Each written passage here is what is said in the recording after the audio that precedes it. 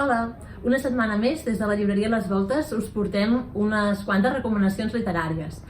Avui, per això, pensades i repensades per les dates especials que s'acosten. S'acosta Nadal, s'acosta el final d'any i toca fer balanç. Així que el que he pensat per avui és el podi de les 3 novel·les que més m'han entusiasmat aquest any i que més regalaré durant aquestes festes i que espero que coincideixin amb les vostres preferències i si no, doncs serà un bon motiu per debatre-ho. Després us faré algunes recomanacions de títols pensats pels més petits i pels més grans per poder gaudir d'unes festes de Nadal a casa d'allò més xules. Així que comencem amb aquest podi d'honor d'aquest any, que no serà escalat, és a dir, no és 3, 2, 1, sinó que totes 3 per mi estarien al top, el més alt d'aquest any. La primera, sens dubte, i que crec que coincideu amb mi molts dels que l'heu llegit, és aquest No diguis res, d'en Patrick Radden Keefe, que ha editat Periscopi. Aquest és un llibràs espectacular, amb una traducció d'en Ricard Gil impecable, que ens transporta a Irlanda del Nord. És un relat que no té res de ficció, és a dir, tot el que succeeix aquí dins és real, extremadament ben documentat. El llibre està ple de notes, de fils que es poden estirar per saber més del que passa a Irlanda del Nord. Aquí podrem resseguir el conflicte que és armat en un principi i després deixa de ser-ho perquè també s'avança en el procés de pau, i resseguirem aquest conflicte a través de personatges entranyables malgrat tot, perquè acaben sent tan propers que t'esperona la seva valentia, la seva humanitat i que et fa veure el conflicte amb una perspectiva totalment humana i brutal, perquè és un llibre brutal i esborronador i que recomano moltíssim perquè es llegeix com si fos un thriller que vol saber-ne més, que enganxa i que realment és una joia que tardarem molt temps a oblidar però que seguirem recomanant perquè és un llibre magistral, aquest No diguis res, de Patrick Radden Keefe. Així que, després d'aquest, una altra novel·lassa que m'ha encantat és aquest Idaho, de l'Emily Ruskovic, amb traducció de l'Àfrica Rubiés. Aquesta novel·la és d'aquelles que traspassen, que et sacsegen, que et commouen i que no s'obliden gens fàcilment per això, per la dosi d'emotivitat que comporta. És la primera novel·la d'una autora joveníssima i que és colossal que pugui fer això sent tan jove. És una novel·la que ens parla sobre el perdó, sobre el record, sobre la necessitat de sobreposar-nos a vegades a passats durs, a situacions traumàtiques i a com els vincles amb la família, amb el nostre entorn, amb les persones que estimem, poden ser l'única manera de fer front a situacions molt complicades. És un llibre que, tot i ser dur, deixa un regust dolç perquè en el fons explicar-nos, llegir-nos i escriure'ns ens cura. I jo crec que això és Idaho. I és un llibre que m'encanta, que m'agrada molt que l'hagi editat Les Hores i que us recomano moltíssim i que té una portada preciosa i que crec que és un estil molt diferent del No diguis res i que per tant pot oferir una opció per també molts lectors diferents. I en el meu podi de lectures i de llibres imprescindibles d'aquest 2020 no hi pot faltar, i menys aquests dies, aquest Cap altre amic que les muntanyes, d'en Behrouz Boochani, amb traducció també molt bona de la Josefina Caball i que ha editat Raig Verd. Aquest és un llibre molt especial, és un llibre que porta impregnada una història personal tan bèstia que costa parlar-ne sense aquell nus a l'estómac. Boochani és un refugiat que va fugir del seu país i que durant el periple per arribar a Austràlia és capturat per la policia i enviat a una presó. Des d'aquella presó, on és tractat com un refugiat, escriu aquesta novel·la a través de WhatsApp. I el que escriu és la seva experiència dins d'aquesta presó, amb tot aquest viatge, que com us podeu imaginar no és gens agradable, i ho fa, a més, per fer-ho encara més dolorós pels que ens ho llegim des del sofà de casa, d'una forma extremadament poètica. I llegir el dolor en forma de poesia, la barbària en forma de poesia, et sobrepassa perquè és un llenguatge que t'arriba directe a l'ànima, per dir-ho així. Necessito que tots llegiu aquest llibre, perquè, tan sols perquè existeix i perquè és necessari i perquè ens farà millors, no perquè sigui Nadal, sinó perquè mereixem i és necessari fer justícia també amb la gent doncs, que fa aquest esforç titànic com és escriure aquest llibre. Així que aquest és el podi d'aquest 2020. Idaho, Buchanan i No diguis res. Tots tres títols doncs, que aquests dies espero que puguem regalar a tort i a dret.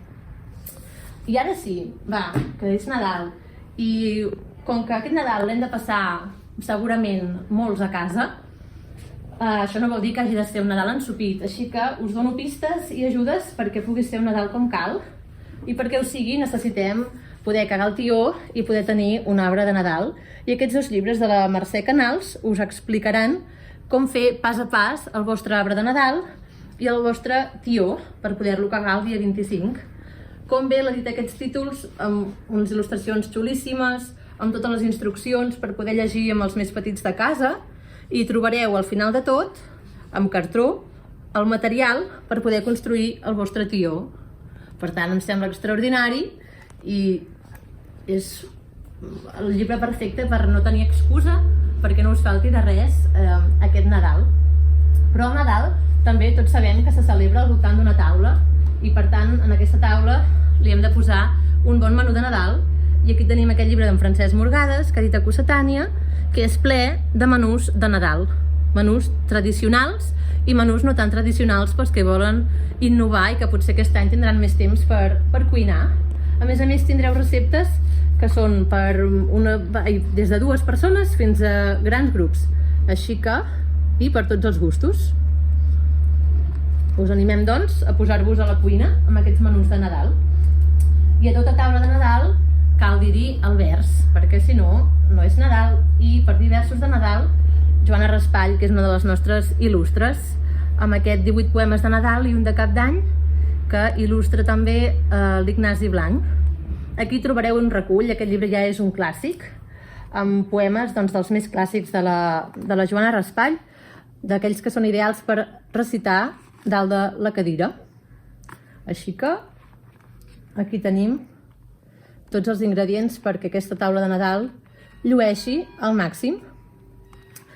I encara, si en tot i així se'ns falta alguna cosa, aquí tenim l'esperit autèntic del Nadal, que no pot ser cap altre que la cançó de Nadal de Charles Dickens. Aquest any que se'n commemora el 250è aniversari, arriba aquesta edició preciosa d'aquest clàssic en què l'autèntic esperit del Nadal es manifesta en totes les seves formes i esplendor, amb unes il·lustracions de to clàssic xulíssimes i en una història en què tots reconeixereu perquè ja s'ha fet això, un clàssic entre pel·lícules i diferents edicions que s'ha fet d'aquesta història. Trobo que també és un bon any per recuperar-la. Un cop sabut això, ja no tenim excusa per no gaudir de històries que ens recorden també aquesta màgia del Nadal. I us en presento 3 pels més petits de casa. La primera és l'Estel de Nadal al País dels Contes, que és un número més d'aquesta col·lecció dels contes desexplicats que escriu Vivim del Cuento. En aquest cas ens expliquen la història de l'estrella de Nadal que ha caigut i necessita tornar-se a posar al cel per tal de poder guiar els Reis Mags per arribar a les cases. Aquí trobareu la màgia i també dels contes clàssics, perquè hi trobareu els personatges de tots els contes que ja han fet en aquesta col·lecció i que, per tant, és un llibre molt bonic, encomanat també d'aquesta màgia del Nadal. Alhora, no em vull oblidar d'aquest Secret del Nadal, que ens va arribar l'any passat, de l'Oriol Canosa, però que és un llibre preciosíssim, que ens recorda els estils més clàssics, on uns ratolinets s'encarregaran també que al poble no hi falti un arbre de Nadal ben decorat. Tot plegat són contes que es poden llegir amb els més petits, podem llegir-ho col·lectivament i fins i tot en veu alta, perquè conviden una mica a això, a fer caliu i a compartir històries. I aquest realment és molt bonic i les il·lustracions valen molt la pena. Per últim, no em podia descuidar el Floc de neu, que és la novetat d'en Benji Davis, que el coneixereu per ser l'autor d'un clàssic com és la Balena. I aquest és un altre conte també molt bonic d'un floc de neu, que està buscant el seu lloc, que després de caure a través del cel, doncs no sap on anirà a parar.